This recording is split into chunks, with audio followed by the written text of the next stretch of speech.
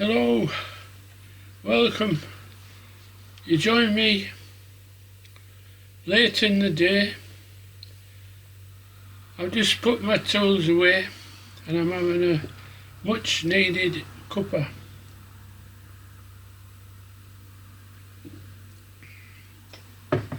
Today was a big day in the project. The fairing arrived with screen. This would be the icing on the cake if I had a cake. Of course, seeing it in such a large box was obviously a surprise, and then a trepidation of having to fit it. There's plenty of ways to mess up when you're attaching a fairing to a race replica. I'd already decided on having a spike coming out of the steering head just below the top yoke. Now, I don't have welding facilities and I didn't want to strip the bike down, so I invented a U-bolt, a flat plate and a piece of sliding tubing as per Works Yamaha. If it's good enough for them, it's good enough for me. In the future, any rev counter I fit will attach to this same bracket. So the fairing mounts are the head spike, the side panels spread apart.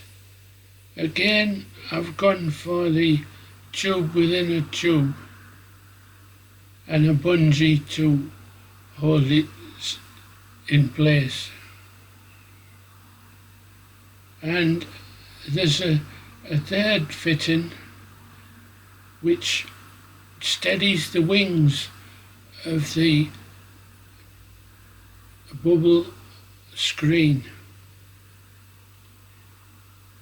And I think another U-bolt, another bracket and a couple of tubes, one to each wing of the bubble, will just give me the stability I need.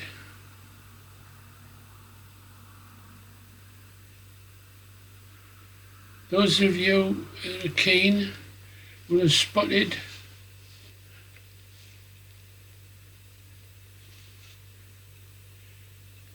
the fairing on the bike.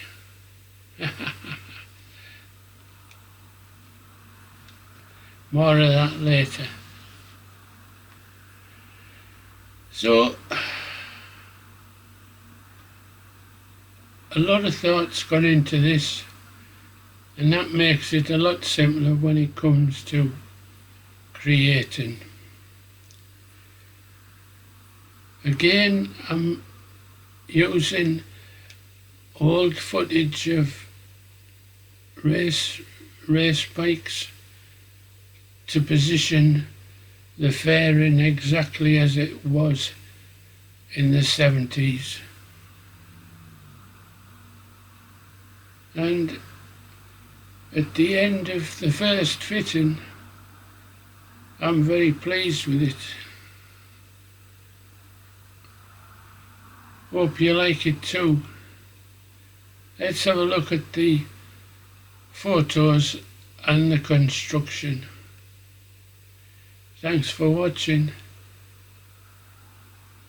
Join me again soon when I fine-tune the position of the fairing and everything else that I've built so far.